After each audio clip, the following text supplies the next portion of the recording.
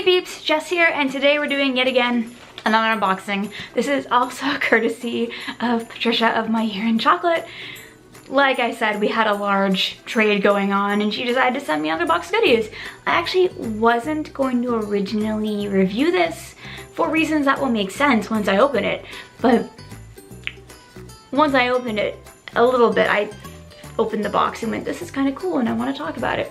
So Universal Yums is a subscription box service and they specialize in snacks and snacks from all across the world, and that's totally my jam because I've been eating weeaboo snacks since forever. Reason I almost didn't review this guy is right here. You can't see it on the screen, but there was an error where someone is apparently getting a year's worth of box, not me, and I'm fine with that. It just was like, what is even going on? Was there a mistake? Also, who is Jessica Bobbins happened. So Jessica Bobbins, you are someone's really good friend and I salute you. And before I open this box, you should totally hit those like and subscribe buttons and that notification bell while you're at it, because there's gonna be so much more dessert action coming up and you don't wanna miss it. It's true, it's true. Once we actually get inside, we get the Tis the Season. We get Tis the Season for Yums and a answer key / envelope thing that keeps on falling. So the thing that keeps on falling out of the box is this guy, which is a little info brochure, which I'm not gonna look at yet. So we have a snack scoreboard and a puzzle related to the box. Cool. So here is what it actually looks like as you open it and get everything. Like, this is a pretty full box. I think this guy was $29 for a single. It's $25 if you buy more quantity. And we're just gonna roll through this. There's a lot of competing flavors in here for sure. I'm probably gonna go sweet to savory just because there are pickle chips in here. I am not eating pickles and going to whatever the sweet stuff is, and there's a lot. And again, pickle chips. So let's start with being all Canadian. We have some kind of a shortbread. We have from Sprucewood, the Sprucewood Handmade Cookie Company to be exact. We have the classic shortbread or biscuit sablé in Canadian maple, or of course érable Canadian. Here. Very cool. And lots of info about the brand, and they make these up in Ontario, so hi Ontario. And I really appreciate this is a very simple recipe. Even though they added in maple, it's just flour, butter, sugar, maple syrup, and rice flour. Good. Oh, they're little tiny cookies. They're so cute. Look at the bag of the little tiny. Look at the little tiny cookies. They're cute. Let's eat some of these. They look delicious. Oh, not liking the bag though. The bag does not want to be friends with me. So cute. Very crumbly. Smells like shortbread. I'm just smelling butter and sugar. Good sign that it's shortbread. You know those sewing kits that occasionally contain cookies? That's what these taste like. Very crisp, very buttery, slight bit of a maple note at the end. I'm not really tasting maple as a present note, but these are clearly very thoroughly baked shortbreads, and so there's not much taste period besides butter. And it works. I do wish I could taste more of the maple since they are maple shortbread and they're from Canada, but you know, darn, they taste good. I can smell the maple though, so I'm guessing just maybe my palate's off today or it got baked out. It happens. Next we have a whole miniature panettone, which I'm probably mispronouncing to all goodness wrong. Panettone. Looks like it's a chocolate one. There's chocolates everywhere. Oh. Well, aren't you cute? So here's the guy out of the bag. Smells of Kirsch or some kind of alcohol. Do horrible things in the name of vlogging. Still mainly smelling some kind of alcohol. The alcohol is less present, but it's a really nicely soft egg dough like a brioche, and it's really chewy, and the chocolate isn't intensely chocolate, but does give a nice depth of flavor to an otherwise fairly plain alcohol scented brioche type bread. It's nice. So next we have this guy. Based on the writing, it's from Korea. My brain says some kind of a senbei-like cracker. It looks very crispy and with some kind of a breadcrumb on the outside. I'm gonna guess that it will have either a lot of flavor, likely shrimp, or no flavor. Let's try this. It's a fried rice thing with a bit of a savory note from the oil, and it's very chewy soft, almost a little gummy on the end. Airy and light. It's like a slightly soft Cheeto for texture, with a melty texture at the end as opposed to gummy. It's actually really fun, and I think what I thought were originally breadcrumbs are tasting more again like rice. So maybe it's puffed rice? It's good though. Ooh, so next we have an alfajor. So we have this guy, which is from Bonobon, the Blanco. It looks like it's some kind of an alfajora. I am mispronouncing that. Based on my horrible understanding of Spanish based on speaking years of French, I'm guessing this is some kind of a white chocolate cookie. Yes, the alfajor. Oh dear. It's a little slimy melty, probably from the lights, but here it is. It smells very buttery milky. I'm really reminded of the smell of a Butterfinger. Let's try it. Very sweet. It's a very dry, crispy cookie, and then, but it tastes more like peanut butter in the center than anything, and almost there's a hint of lemon, like lemon zest at the very end or lemon oil. It works. The problem is that thanks to the lights in here, this is melting everywhere.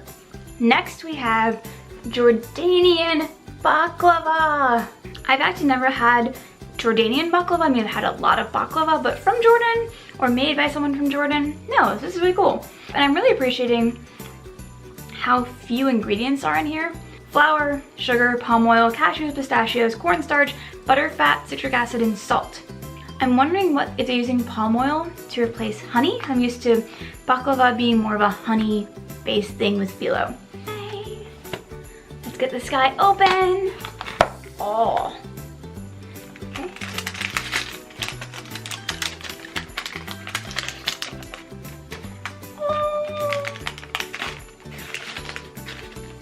Get the pistachios back in their little bird's nest baklava.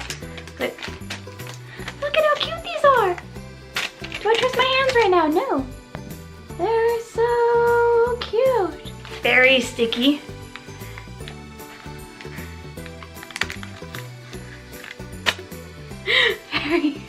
Very sticky. Okay, let's try it. It's a much more delicate baklava in terms of flavor. You still get the crumbliness from all the feel layers, and there's that gentle nut texture, but instead of being honey sweet, it's just sweet and very light. It's more of like a tea time treat than something you have as a standalone dessert, if that makes any sense.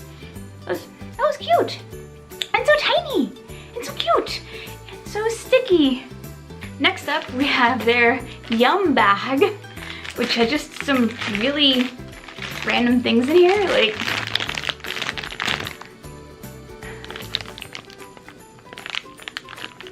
there are at least 2 countries in here. I'm seeing some Chinese stuff that I can't identify.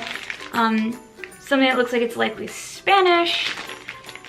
And I have no clue what that is. And something from Colombia? Okay, so minimum 3 countries in one bag. This says crunchy almond, and almonds are tasty. So let's try this guy. Oh, it's like a little nougat thing.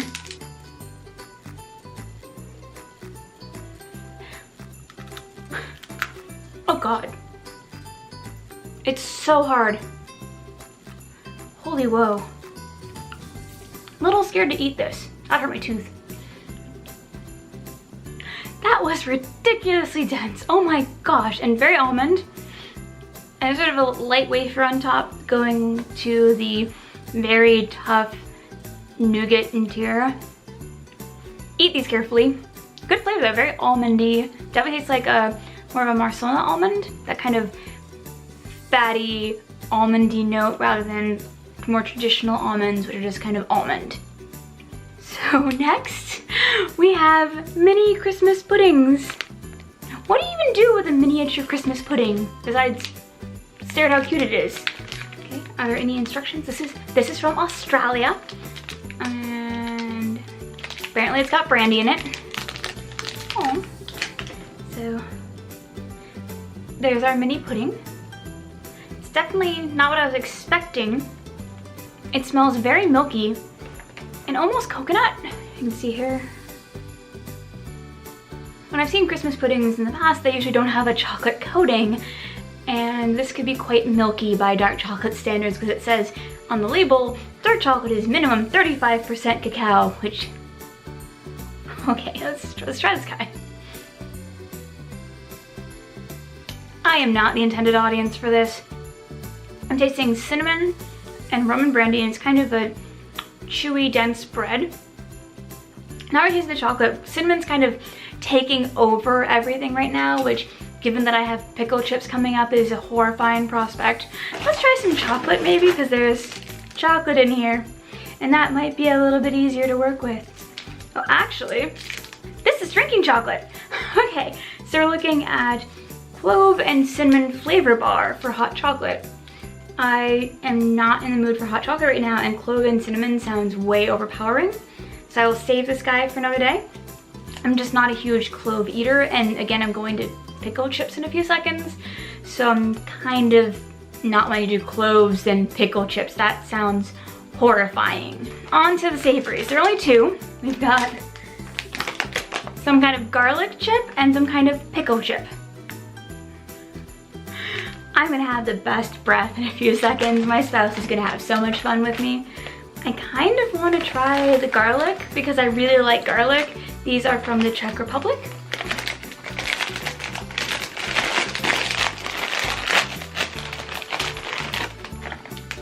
Whoa, yeah, it just smells like straight up garlic. And kind of like pasta. There's very much an oil of like pasta and cooking smell in here. Let's try it. I'm not tasting garlic as much as I'm breathing garlic. Like as soon as I put it on my tongue, it's like my whole sinus cavity smelled of garlic. As a chip, they're a very light chip, very shattering. Like they just sort of fall apart and go bloop, in a sort of more kind of feel. And they're quite nice chips. They're a little oily for my preferences, and the garlic is now giving me a headache somehow. I don't know. It's actually a nice chip. I kind of want to play with these more when I'm not reviewing also chocolate stuff. Last but not least, the pickle chips, which are apparently all American. They're from Alabama, the South's original potato chip. I grew up on Tim's Cascade, I will have you know. Yep, smells like pickle seasoning. I'm not really smelling like what I consider to be a dill pickle, but pickle seasoning is happening. These are a much thicker chip too. So this is the previous chip, the garlic chip. And then this is the pickle chip. Well, let's give it a shot. Immediate dill pickle. Just like boom, in your face. It is everywhere, it is on everything. And very salty. Like I feel like this is the kind of thing that people really want to drink with like a beer because it is quite salty.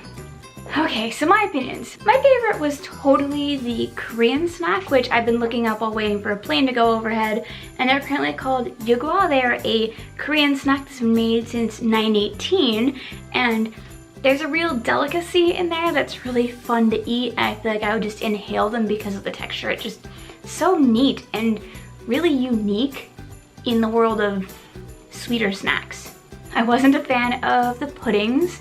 That makes sense. I'm not a big fan of alcohol stuff, and they didn't do enough for me besides taste of cinnamon. And actually even the chips were really fun. Do I feel like this is worth buying? Actually, yeah, there's a really good spread of stuff for the amount of money you're getting. And while you could argue that they're snacks and so they're cheaper, there's a huge worldly spread here going from Australia to Alabama to Korea. And that's pretty cool. And I don't think I've played with any of the brands that were here, and that's really cool to me too. And sometimes it's just hard to find snacks from other countries, even if you have a lot of access like we do in Seattle, because we might only have really good access for 1 or 2 countries. Like, if you want Japanese snacks in Seattle, you're in good hands. If you want Brazilian snacks in Seattle, much harder. So there you have it, that's the Universal Yums box. So I'd love to hear from you in the comments below. Do you think this was a good value? This guy was at as cheap as 25 bucks. Would you buy it? Or have you tried it and you already thought it was really awesome or not so great?